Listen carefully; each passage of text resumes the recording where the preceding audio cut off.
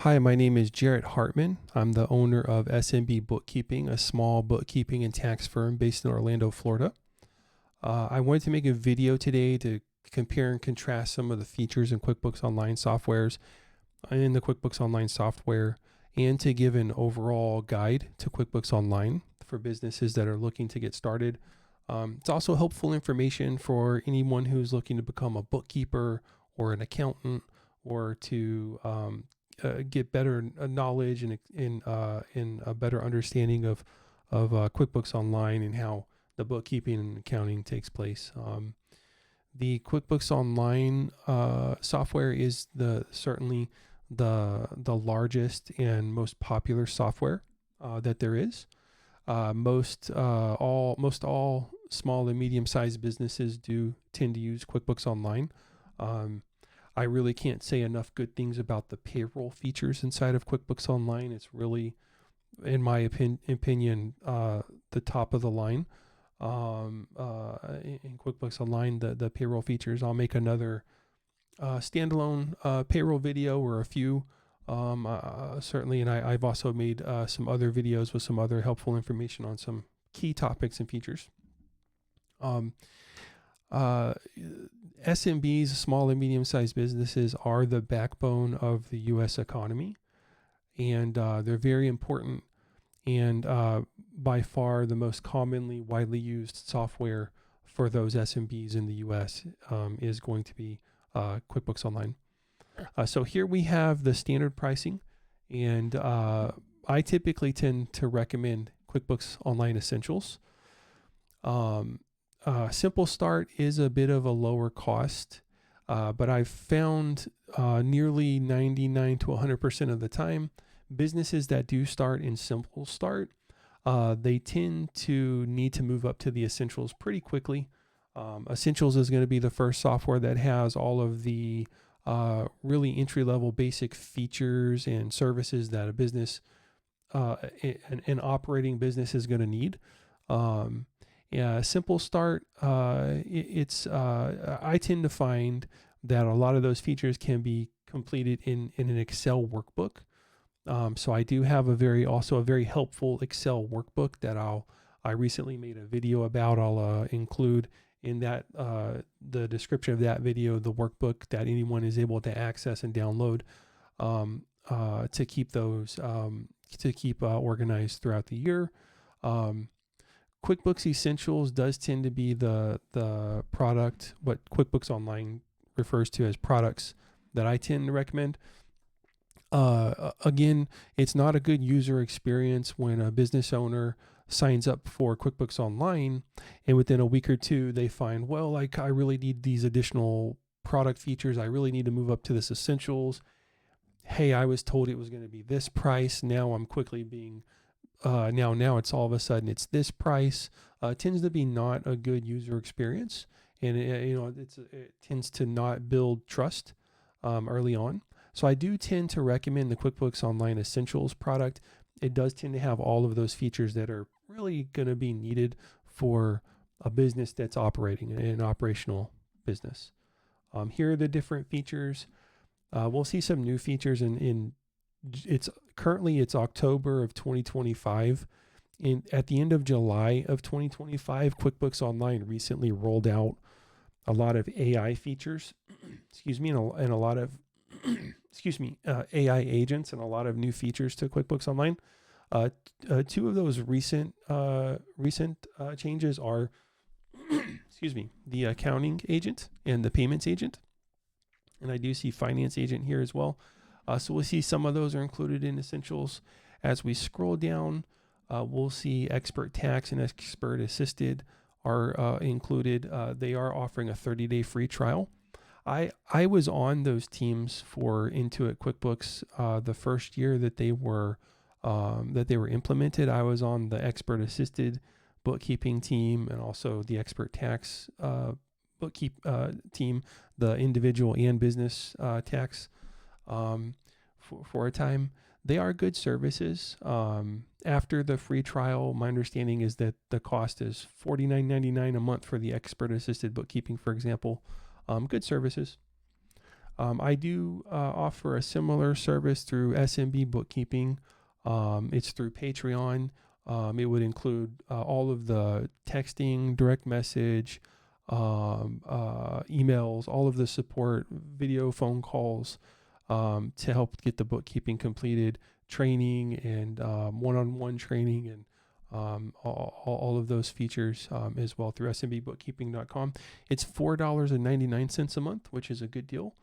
And also as we scroll down, we'll see a lot of those features are included in all of the projects, or all of the products rather. And as we scroll down, we'll see really inventory tends to be the next key item that's included in the QuickBooks Online Plus, which is one product category up from the essentials, and that's for Amazon.com businesses who are selling products. They need to track products and items. They need to invoice. They need to track accounts receivable. Those types of items that tend to go with inventory. For the wholesale pricing, QuickBooks Online wholesale pricing, if I set up the QuickBooks Online account, would be 30% off for 12 months, and that's compared to the 30% off for 3 months. To 50% off for 3 months. So that's the 30% off for 12 months. Currently, it does include the first month of QuickBooks Online for free. That is subject to change. It's been the first month free for several years. I don't expect that would change anytime soon. But pricing does tend to change from time to time. Typically around the October time frame primarily. But the wholesale pricing would include the first month free, 30% off for 12 months. And I do offer, in addition to that, through SMB Bookkeeping. So we'll see that new clients 30% off for 12 months plus the first month of QBO is free. In addition to that, I offer the first month of full service bookkeeping for free plus bookkeeping setup for free. So what this means is that a business is able to sign up through wholesale pricing for free for the first month, 30% off for 12 months. And in that free first month, also have the bookkeeping set up for free and the first month of full service bookkeeping completed for free. So the complete books are able to be set up for free, no cost for that first 30 days. And then going forward, it would be typically $99 a month for the full service bookkeeping. But I always offer a discount on that. So it would only be $69.99 a month for the bookkeeping and then 30% off for the software. That first month of free bookkeeping includes free full service bookkeeping, the software 30% off for 12 months, chart of account setup, inventory products and items setup, automated sales tax setup, bank and credit card account setup, customer vendor account setup, payroll and contractor account setup, classes and location setups, tax tag group setups, and then all of the reconciliation. So unlimited monthly bank reconciliation, unlimited monthly credit card reconciliation, and then unlimited video, phone, text calls, any questions that a business may have.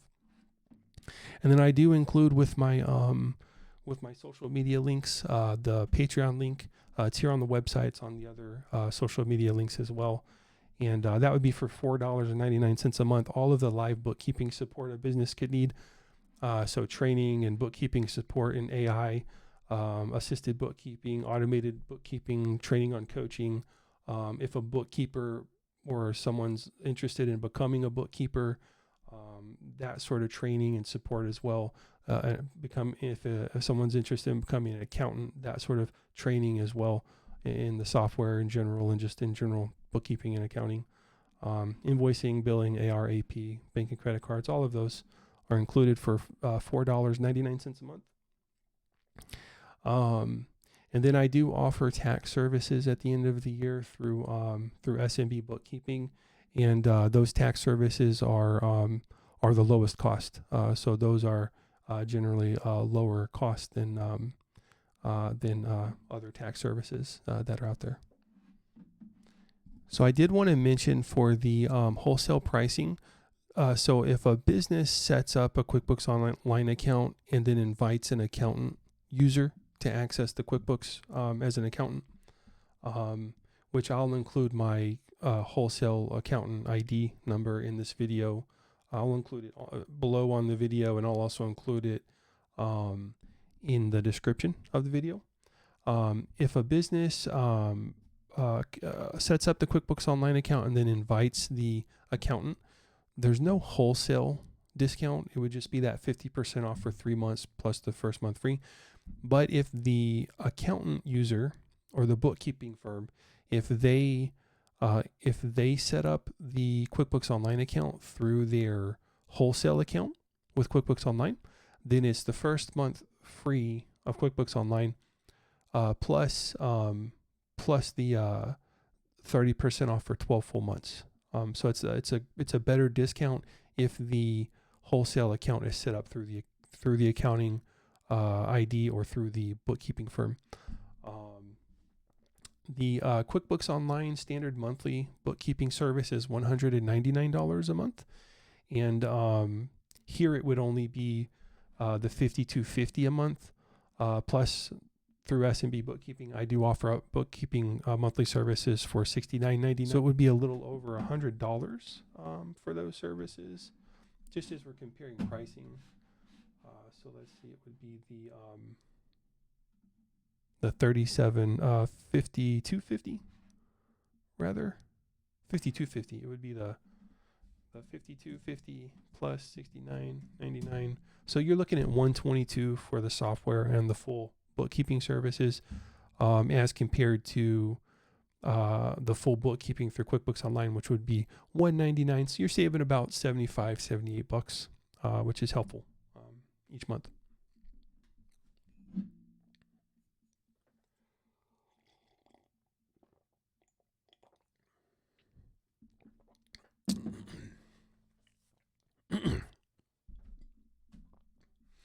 So once the QuickBooks Online account is set up, we're going to see the navigation on the left side. The navigation has recently been updated in at the end of July of 2025.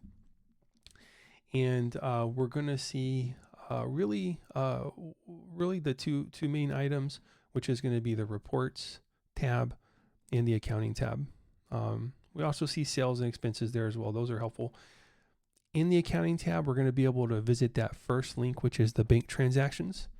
And the bank transactions is going to allow us to review all of the transactions that have been synced from the bank account or the credit card account here in QuickBooks Online. If there's a sales channel set up, a bank account through PayPal, for example, that'll show here as well. So what I tend to do is when I visit the bank transactions tab is I click this update button in the upper right hand corner first. That's going to refresh and bring in any new transactions. It takes just a few seconds, but that'll give us the most live, up-to-date information. The software does tend to refresh pretty regularly, every hour or so, but I usually like to work with the most up-to-date information there when I visit QuickBooks Online. The bank and credit card companies are in charge of writing the security software that shares the after-the-fact data with the third-party accounting softwares. So the transactions that are going to be synced here to QuickBooks Online are going to be after the fact, meaning they're historical. They're transactions that happened earlier in the day or typically the prior day. So, for example, a transfer can't be completed or initiated here in the QuickBooks Online software, but if a transfer is made outside of the QuickBooks Online software or an expense is purchased, we'll see those transactions here. So it does look like it's going through an update in there. It's typically completed by now, but this is also the sample company. So we'll just let that continue to go. I'm going to scroll down here a bit. We have a checking account, a savings account, and a credit card. So I'm going to start in the checking account, and I'm just going to review some of these transactions. Okay, so here in the bank account, the first transaction is money received is $55. The description is Books by Bessie. The description is going to come from the bank account. The bank detail is always going to include typically the vendor information, the customer information, name, street address, 123 Main Street, telephone number 555-555-5555. And then those other common items, the date, the amount, and those types of items. So it is a deposit. Right now it's going to the uncategorized income account, and this account down here has an asterisk next to it because it's fairly important. Accountants and bookkeepers are known as bean counters. So tend to think of dropping beans into a jar. This jar is for revenue. This jar is for expense. This jar is for another expense. So those accounts are those jars as a way of describing it. They're the chart of accounts. So right now it's an uncategorized income account. Wouldn't typically record a deposit to uncategorized income. So we'll scroll up here and see the other income accounts, pest control. Yep. Services. So it looks like we're selling books here.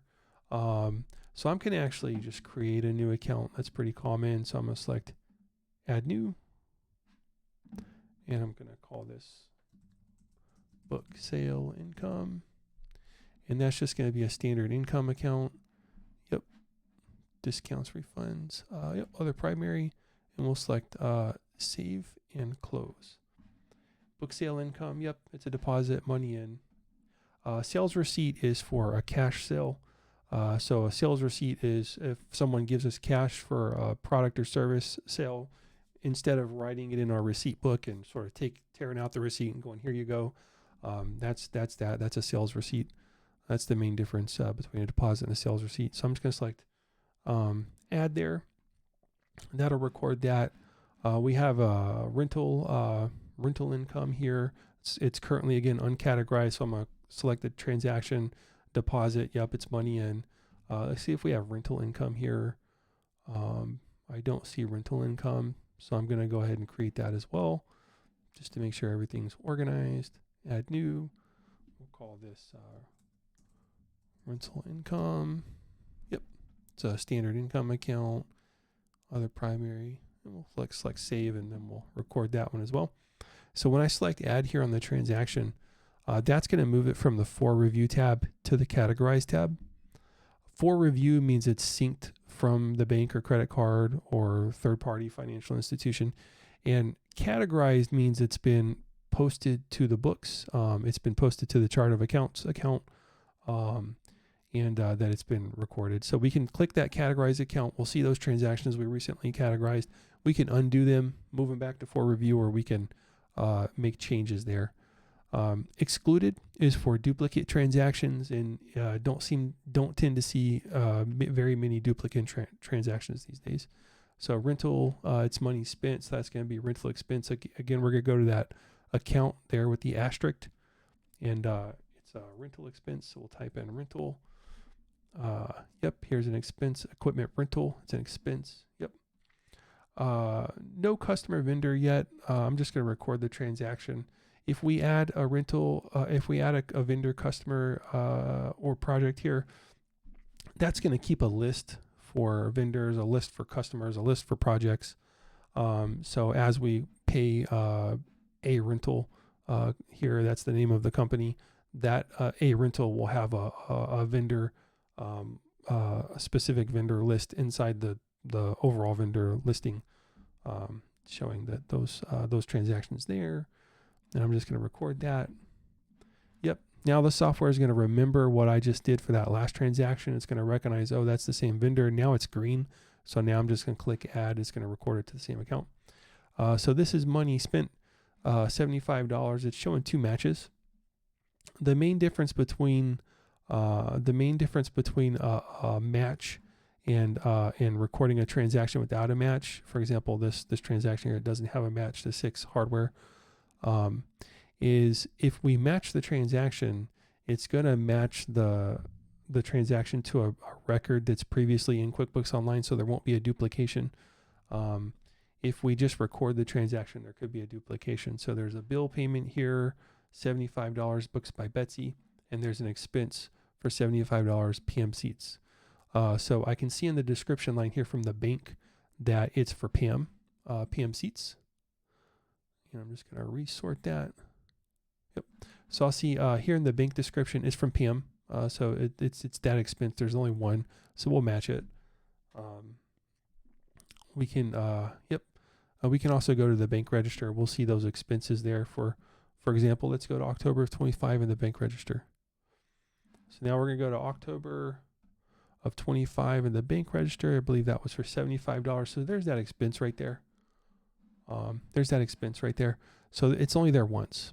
So if we didn't match that, if we recorded it as a new transaction, we'd see $75 here twice, and then our bank register balance would be off, and our reconciliation would be off. We'd have to come back. We'd have to revisit the check register, and we would have to correct that.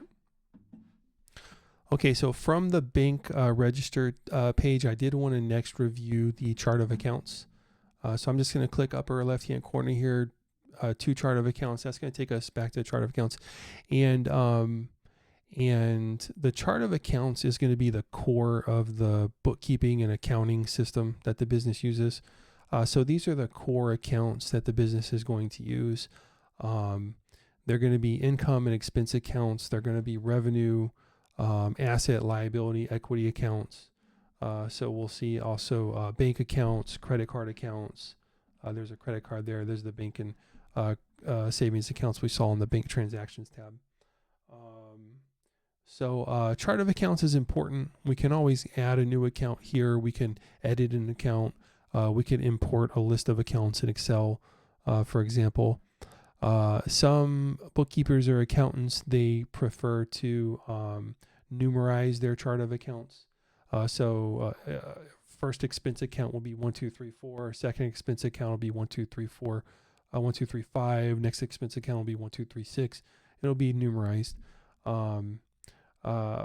Many businesses tend to add a new account as they need them. So if we select add a new account, we can see we can give it an account name. So we'll create we'll add a new food truck expense, and we'll call this food truck dash fuel. So this will be where we'll track our fuel truck, our fuel expenses when we fill up the fuel truck. So this is going to be a standard expense. For the account type, there do tend to be some items that can be helpful to be reviewed. An expense is just typically this standard expense account. Other expenses are going to move the transaction down to the bottom of the P&L.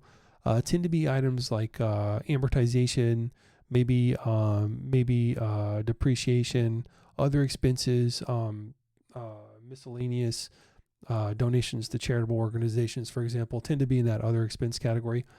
Most expenses are going to be there in that main expense category. Cost of goods sold, that's typically at the top of the profit and loss report under the income and revenue accounts. Cost of goods sold tends to be purchases, materials used in manufacturing or creating a tangible product that's going to be sold. So other income again is going to be down at the bottom of the P&L near the other expenses location on the profit and loss report. Tends to be interest income, for example, miscellaneous or other income items. Then we have the standard income there as well. On the balance sheet, we'll see equity. That's the owner's equity, the business owner's investment in the business. Excuse me. The equity is the business owner's investment in the business. Long-term liabilities, those are going to be debts, notes payable, liabilities that the business is going to owe for 12 months or longer. So if we're going to be making payments on a debt for 12 months or longer, it's going to be a long-term debt, long-term liability. Current liabilities, those are liabilities that the business is going to pay in the next 12 months. Credit card there as well, that's going to be listed just above the other current liabilities. Accounts payable, those are the bills that we owe to vendors. Typically, we pay those 30, 60, 90 days out. We'll record bills, and then we'll make bill payments to manage the accounts payable. Fixed assets, that tends to be our plant, property, and equipment, vehicles, food trucks. We'll also have a contra asset account, which is for the depreciation. Fixed assets are depreciated, and they're included on the balance sheet under the fixed assets in the same location as a credit balance. Fixed assets are typically a debit balance. Bank account is at the top of the balance sheet. That's one of the primary assets. Cash and cash equivalents are typically found at the top of the balance sheet. Anything that is cash or can be converted to cash in the next 30 days. Other current assets, again, current assets are assets that we'll have within the next 12 months. And accounts receivable for invoicing and receiving payments, making deposits. The accounts receivable is how we'll track our AR balances, 30, 60, 90 days, similar to accounts payable. But for now, we're just going to make that standard expense account. It'll ask us a detail type. We'll see if we have a fuel expense detail type or vehicle expense detail type. Let's see, automobile. Yep, auto. We'll select auto, and we'll select save and close. Now I am going to do something that I typically do for my food truck clients here on the video. I'm also just going to make an account for a food truck. And I'm going to, again, include it as an expense. I'm going to select auto. I'm going to select save. And now on my chart of accounts, I'm going to search for food truck. And I'll see the food truck fuel expense account. And what I'm going to do is I'm going to select the drop down. I'm going to click on edit. And I'm going to check off, make this a sub account. And then I'm going to make it a sub account of that food truck, of that primary food truck account there. And yep, I'll click save and close. And that's going to indent it. So what we'll end up having is a food truck category on the report, on the P&L. We won't have any transactions recorded to that category, to that account. But we'll have food truck fuel. Maybe we'll have food truck general expenses, food truck repairs and maintenance, food truck vehicle registration, parking and tolls is another separate account. So those are fairly common. So next I'll look at the sales tab here on the left navigation.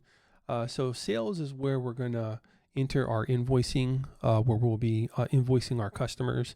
We'll also be entering payments received when the customers pay us, and we'll be tracking those accounts receivable 30, 60, 90 days, the accounts receivable reports.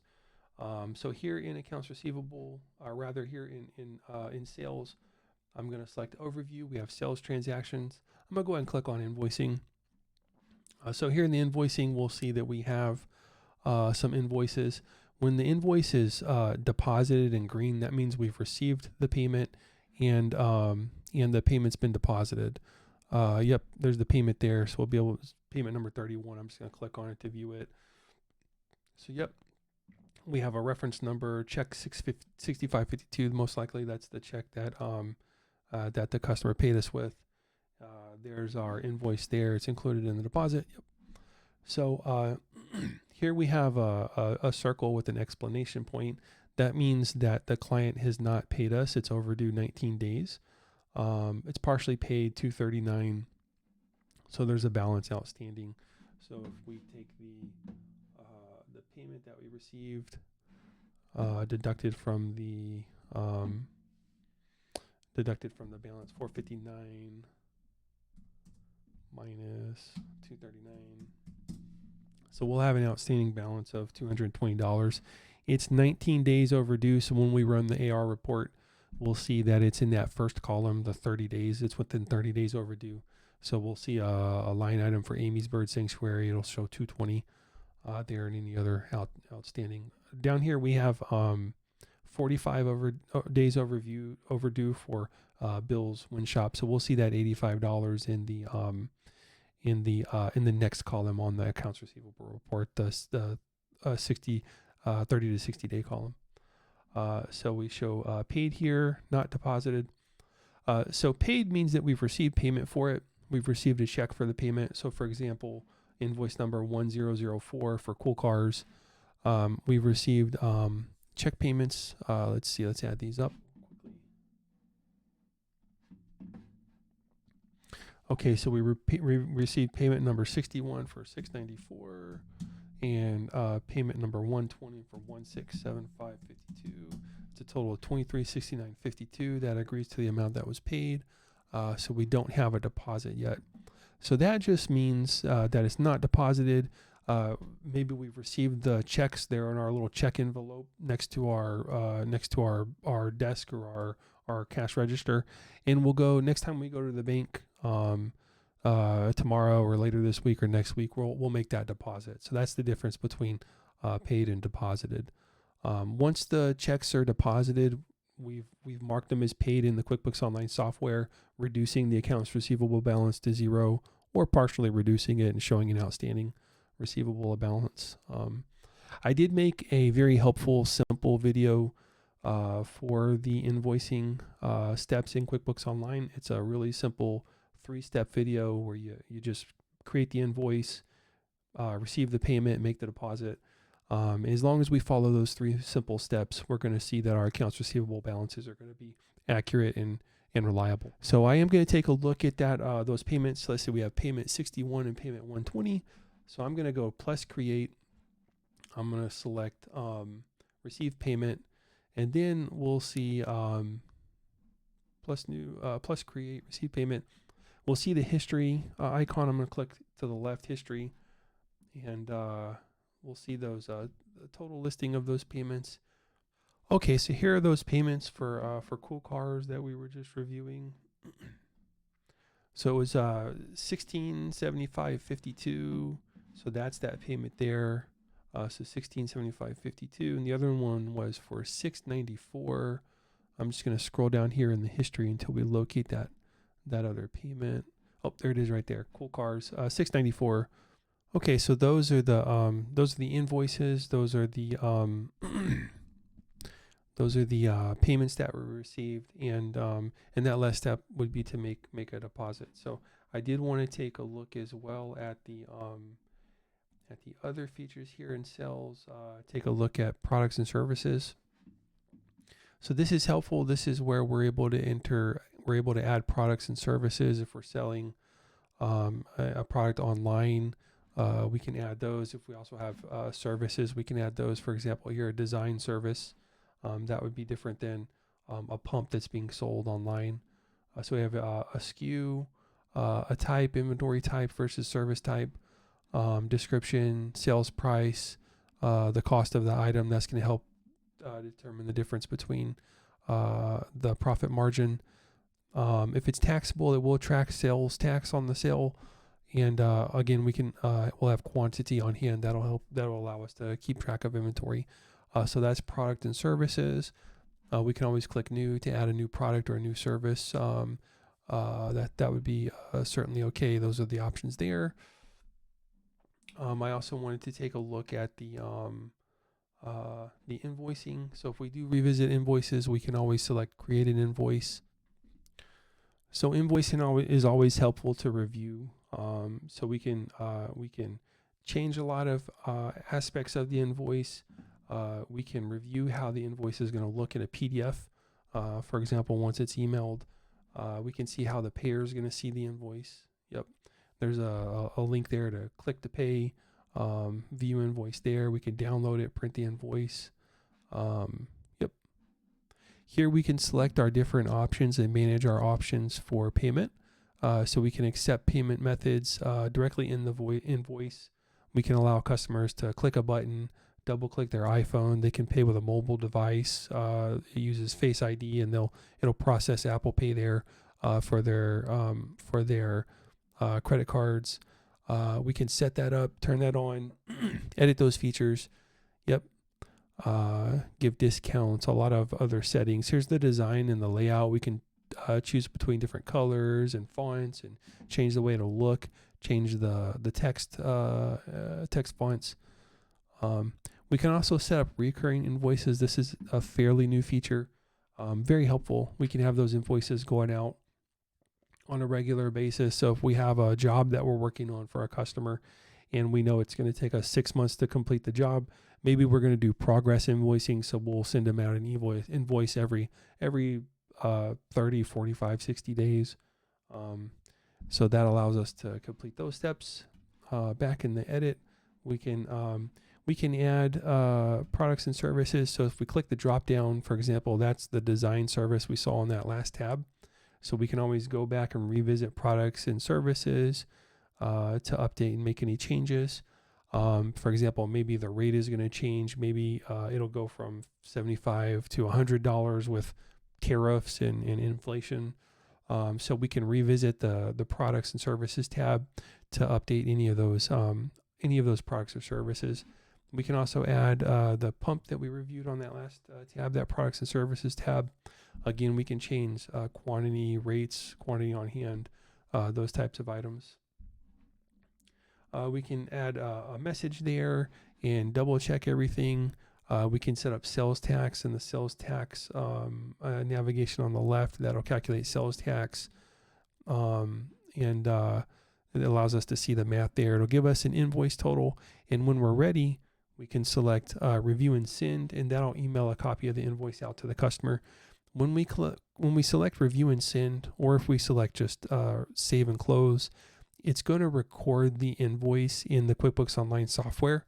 So it's going to credit sales and it's going to debit accounts receivable.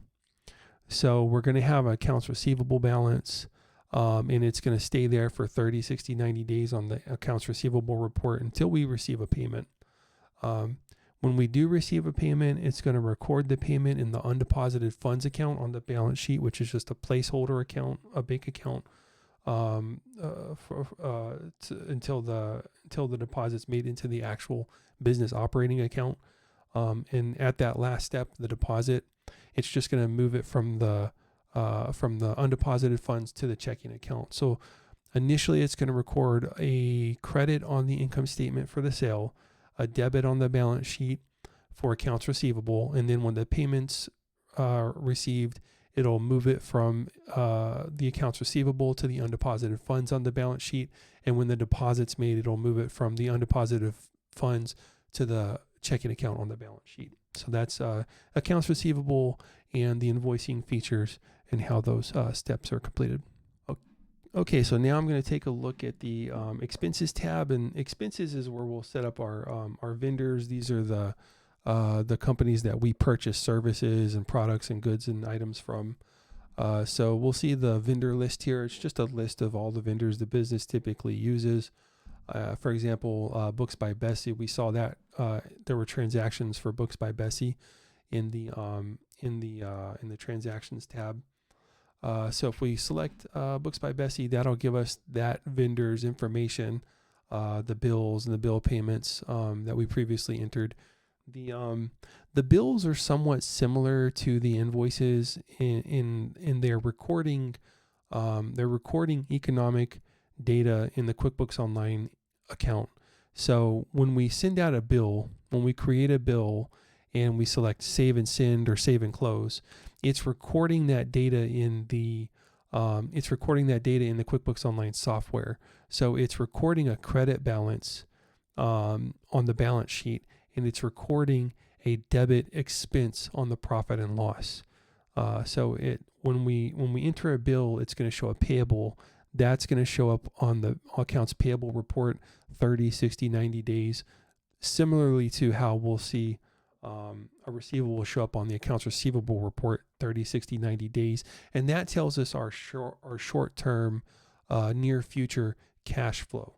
That shows us what's going on with cash in and cash out of the business in the short term, with everything at the end of the day being connected to the business bank account, deposits going in, cash going out to pay for expenses.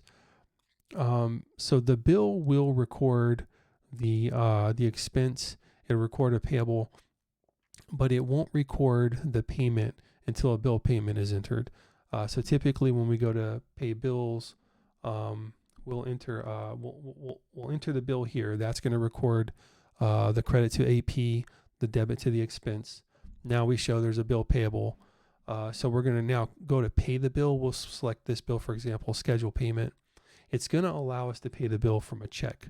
So it'll go through the steps here. It'll take it a second for QuickBooks Online to load the next screen, but it will allow us to pay a bill from our checking account. Check 1, 2, 3, 4 from the business checking account. We can pay the bill. We can select print, and it'll print that check from QuickBooks Online onto the check stock that we have, and then it'll allow us to mail that check out to that vendor to pay the vendor. Looks like it's just taking a moment for QuickBooks Online to load there. We also have the option to mark a bill as paid if we paid it through cash, for example. But most commonly it's a schedule of payment. It looks like QuickBooks Online is loading there. So here in the bill screen for the expense tab, as I go to select schedule payment, it's not allowing me to schedule a payment. The computer is the software is spinning there like it's loading. If I do scroll down to the next tab, the bill payments, it's going to say, looks like you don't have access. Your company's administrator can help. So this is one of the primary differences between QuickBooks Online Essentials and QuickBooks Online Simple Start in my experience in the past. I know there have been some changes to the products in recent months. So I'll look into that in a bit more detail. But typically when we do run into this this message, it's time to sort of move up to that next level of QuickBooks Online, which can be a bit of a price or a sticker shock to a new business owner who signed up for services, signed up for software and bookkeeping services, and now we're here in the first couple of days and pricing is going up. So I tend to try to not go down that path. Tend to recommend that QuickBooks Online Essentials product because it's going to have all of those primary features that are really going to be needed. So another item here is the mileage. So the mileage is very helpful. It allows the business owner to download the QuickBooks Online mobile app to their mobile phone. It's going to use the GPS on their phone to record mileage. And it's a really, really quick process. Swipe left for non-business, swipe right for business, and it's gonna keep the mileage log. So it's gonna build that mileage log throughout the year. Very helpful. One item that I have found quite often is that business owners don't realize that they have to have the app open on their mobile device for the trips to be tracked. I've had multiple conversations at the end of the year where the business owner says, well, I had, QuickBooks Online mileage tracker, and no mileage, where's my mileage log? We go through those steps, and the QuickBooks Online app has to be open on the mobile device for those, in my experience, for those miles to be tracked. But once it's open, if we're going on a business trip, we click QuickBooks Online. It's going to open that app on the phone. Phone goes right there in the pocket or in the dashboard, and it's going to automatically track those miles, which is very helpful. It's also a requirement for the end of the year, that tax process. That mileage log is a substantiation requirement. Also here on the left side, we'll have contractors and 1099s. So contractors are workers that we pay, that the business pays to complete work that aren't classified as employees. There's more detail to go into for workers that are contractors versus workers that are employees. But generally for QuickBooks Online, 1099s are able to be prepared for those contractors that are working for the business. So we want to, when we set up a contractor in the vendor tab, in that vendor list, we'll check off a box that shows contractor. It'll track those expenses throughout the year. And at the end of the year, we can simply click a button. It's going to bring those transactions over. It's going to fill out the contractor's 1099. There's an email that the QuickBooks Online software is able to send out to the contractors, and it allows the contractor to add name, tax ID number, whether it's an LLC or an individual EIN number or a social security number, address, and then the total that was tracked throughout the year in the vendors list for the contractor will go on the 1099 automatically. So it's a very good process. It's a quick process.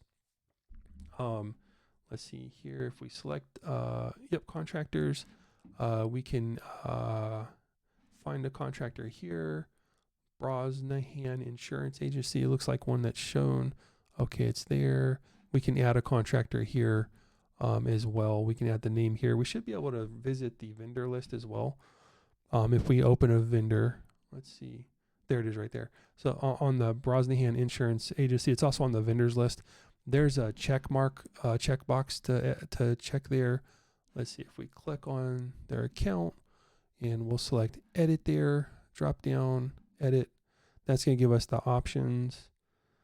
Scroll down here to the bottom if I remember correctly. So there it is, track for payments for 1099. So that's going to track all those payments for 1099. If we get to the end of the year and we're going through and we're filling out 1099s and we're going through the 1099 feature in QuickBooks Online, and we say, well, my contractor's not here, my payments aren't here, it's a contractor, they should be here. Typically what we have to do is we have to go back to the contractor information, check this box off here, save it, and then we need to go back and make sure all of those payments have the contractor listed there on the payment as well. Pretty quick process though, and when it's done accurately, it's a very quick and helpful process. And again, an email can be sent out from the QuickBooks Online software to the contractor. They'll fill out all that information for their address and their ID and those types of items. So I did want to revisit the accounting and bank transactions tab there. Again, now that we've reviewed the expense and sales items, there's some good information here on the bank transactions tab.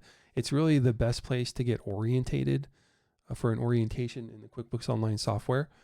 So for example, if I scroll down here, we have a payment here. It's uncategorized. It's an expense.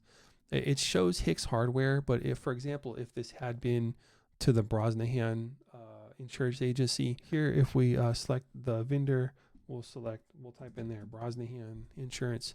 So this is where we would enter if this is Hicks Hardware, but for example, if this were Brosnahan Insurance Agency, this is where we would track that 1099 payment. So we would select Brosnahan Insurance Agency. That would update it here for example purposes.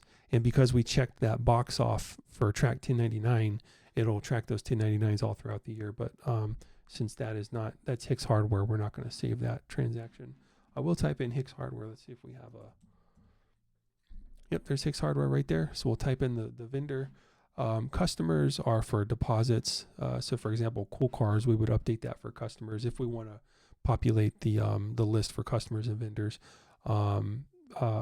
Many small, medium-sized businesses in the beginning may not find those additional steps beneficial, but they're always helpful, always professional to complete that. So it's currently the uncategorized expense. I'm going to add repairs and maintenance. Let's see, maintenance and repair. Yeah, that's fine. I'll record that. So another bank account, savings account, or credit card can be added anytime. We just select link an account here. It'll go through those steps. So if we select link an account, it's going to bring up the login information for the financial institution. For example, Citi, Chase, Bank of America, Wells Fargo. If we have another financial institution, we can type the name right in there. And it'll bring it up. And then once we go to login, it'll just take us to the login page, and it'll securely log in. Here we're in the test account, so it's not bringing up that page. That's okay. But once a business owner logs into their account on their QuickBooks Online account, it's going to sync those transactions over here to the QuickBooks Online page. Yep. And once the transactions are reviewed and once the transactions are all recorded, meaning they've been all moved from the for review to the categorized tab for the month. So for example, we could record these following 2 transactions, booked by Bessie and Tania's nursery. I'm just going to select accept those. It's going to record those to those next payments in the matching for the records found. And now that the August transactions are recorded, we can reconcile the account. So we can select accounting, and we can select reconcile. So that'll allow us to go through and reconcile that account. We can select the account we want to reconcile here, so the checking account, the savings account, or the credit card account, and then we would simply add the ending balance from the bank account statement. For example, the ending date, we'll call it 2,500. We'll say it's through August of 2025, and that'll take us into the reconciliation tab. We'll be able to reconcile all the transactions. It's not going to reconcile now because we're not reconciling to a statement. But in theory, if we select all the transactions for the month, actually I'm gonna go back. If we select all the transactions for the month, that in theory would reconcile. So we're off by 2,054 and 36. So I'm gonna edit that. Let's see. Save it. That's going to show us 455436. Okay. 4554.36. So this would be the expected balance that would be included on the bank statement. And when we add that expected balance on the bank statement for the month, this would be for the month of August. We'll see that would reconcile. Now, we don't have a bank statement. This is for example purposes, but that would be the process.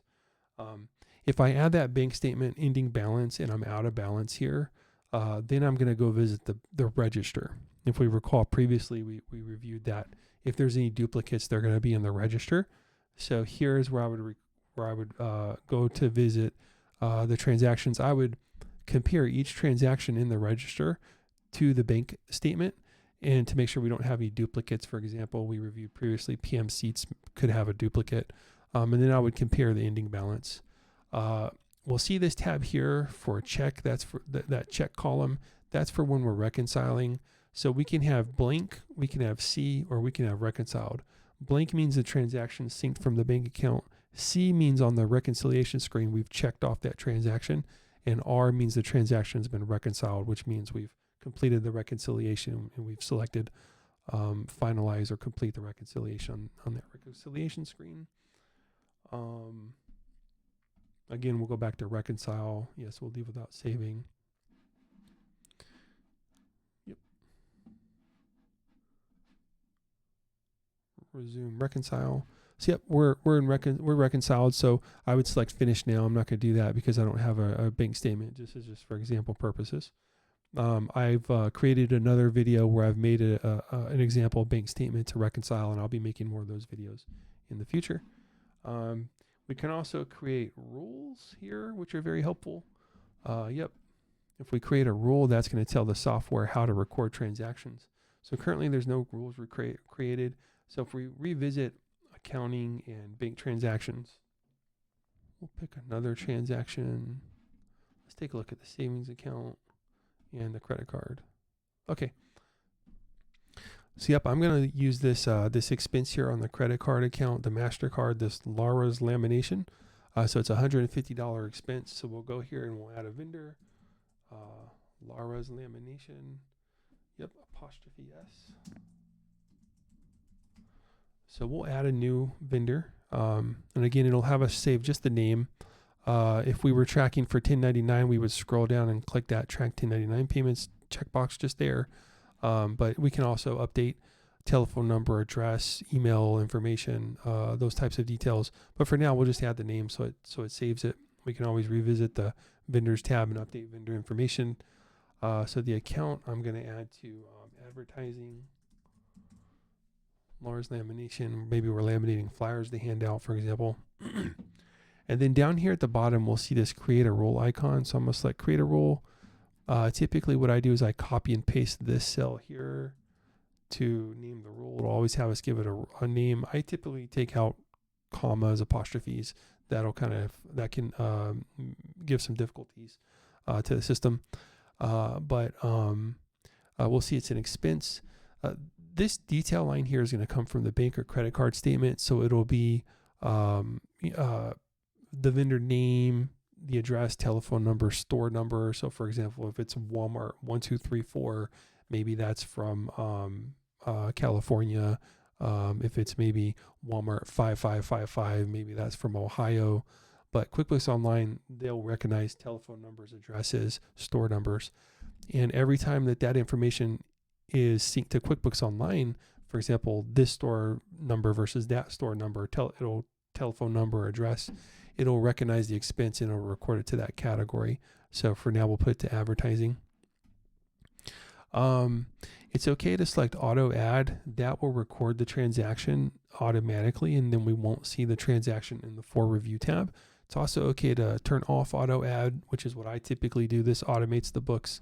If we click save, then every time that vendor from that address with that detail from the bank or credit card comes through, it'll recognize it and it'll have a rule there. We can quickly check them all off and select accept, or we can simply select add just there. I did want to also take a look at journal entries. So journal entries are very helpful. If we're just getting started, journal entries, I tend to recommend sticking to journal entries for expenses. So for example, we'll add a journal entry for office expense for perhaps $100 to record expenses. We'll do advertising for $150. We'll do another expense. I'm just going to select the drop down, find an expense here. We'll do supplies for maybe $50 and one more. So we'll see cost of goods sold. We'll add cost of goods sold transaction for $500. So we'll offset that to an account. I'm going to do an equity account for now. So opening balance equity. If we have a credit card that's a new credit card that's synced to the QuickBooks Online account, all of the prior debits and credits are totaled to a net amount, and it's recorded to opening balance equity. So this would be similar to adding a new credit card to the QuickBooks Online account. I tend to recommend focusing on debits being on the left side, because if a business is at the very least able to record all of their expenses, all of their debits, that's 90 to 95% of what a business is going to be entering journal entries for, unless a bookkeeper or an accounting firm gives them adjusting entries to enter at the end of the year, which those are going to say this line for this category, this amount, debit or credit, each item. But if we can just focus on recording the expenses, their debits are on the left side. We're offsetting to an equity account. We'll select save and close. That's going to record those transactions. And debits being on the left side, if we go to reports, we'll go to standard reports rather, and we'll run a trial balance. And on a trial balance, it'll be unadjusted. We haven't made any adjustments. So this year to last month, or rather we'll do this year to date, because that'll have the journal entry we just entered. Run report. Yep. So now I'm going to go down to an expense account down here, and what we'll see is those expenses are on the left side.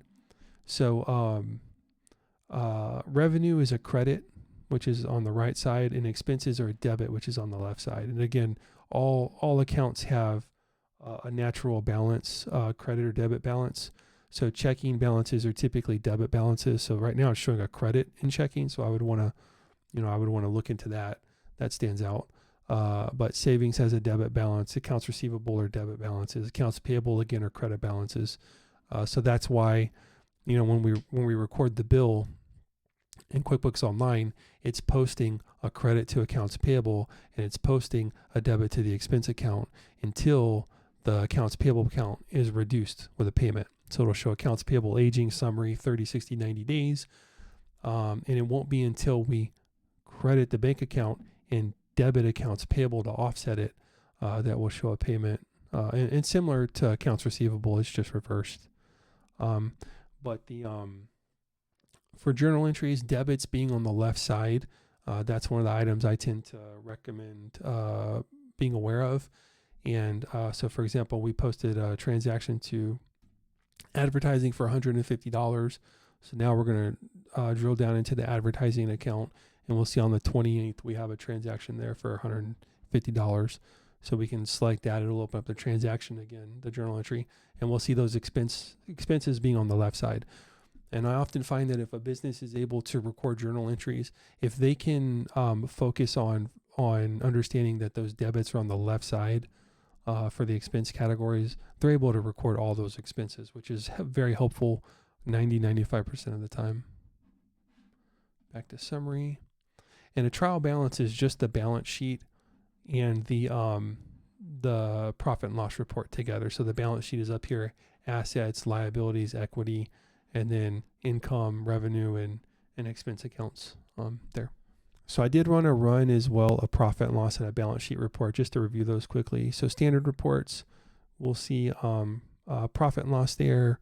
These are going to be the income and expense accounts. So we'll do this year to date. That's okay. We'll change it to cash. We're working with a small business here.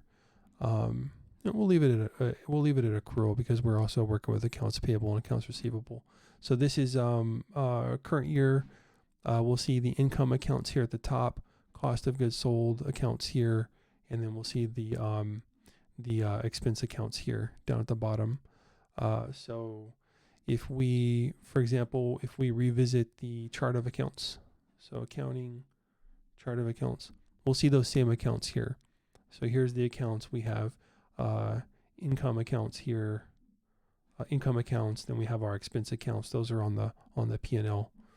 And I also want to run a standard report for a balance sheet as well. And on the balance sheet, we'll have assets on the top of the balance sheet, and then we'll have liabilities and equity at the bottom of the balance sheet. And if we take the liabilities or what the business owes and we subtract them from the assets or what the business owns, what's left over is the equity or the business owner's investment in the business. And the equity accounts are set up and treated differently depending on whether or not we're dealing with a partnership or a corporation, an S corporation, a closely held business, or perhaps a business that has common stock or preferred stock outstanding. Those types of items can affect that. So always good to work with a professional to set those accounts up as well. So that's a lot of helpful information to review. Certainly there are a lot of businesses out there that charge $500 to $1,000 to go through and set up the QuickBooks Online account, set up the bookkeeping, and help the business to get started with invoicing, billing, expensing, recording transactions, setting up rules, using a lot of the other features, setting up inventory, running reports. And that doesn't even go into payroll, which again, in my opinion, QuickBooks Online is the best payroll software that there is. Even from the bookkeeping perspective, the nearest competitor is maybe 5% of QuickBooks Online. They're certainly the number one company for small and medium-sized businesses. So it certainly is good information to review. And I do offer all the help and support that could be beneficial. For example, here on YouTube, I've made some helpful videos. I'll be making more helpful videos on certainly key topics, drilling down into more information on each of those topics, payroll, for example. and I'll be attaching worksheets and workbooks that are helpful for businesses who maybe they're just getting started and they don't have the cash flow to really sign up for a third-party software and to work with a professional. So at least they have those workbooks and things that they'll be able to use to get started to keep everything. Here in my social medias, I do also include a few links, including Patreon, and for any business that's looking to improve their invoicing workflows, their expense and billing workflows, their bank reconciliation, credit card reconciliation workflows. I recently made a video for parent-child credit card reconciliations, which I think is very helpful. That assistance and that help can really save hours and hours of work in the bookkeeping and in the accounting process. So I do offer live support as well. It's unlimited throughout the month, $4.99. So that would include invoicing, billing, accounts receivable, accounts payable, bank and credit card reconciliation, sales tax, general ledger cleanup for anybody who's looking to get cleaned up for last year or the last several years to be ready for tax time. Chart of accounts management, and just 100% accuracy and professional standards for the books and for the accounting process. 1099 preparation and assistance, all of those items would be included for a low $4.99 a month. So thank you for checking out the video. Hope everybody really is able to make the most out of QuickBooks Online. It's a really good, helpful software. And hope you have a nice day.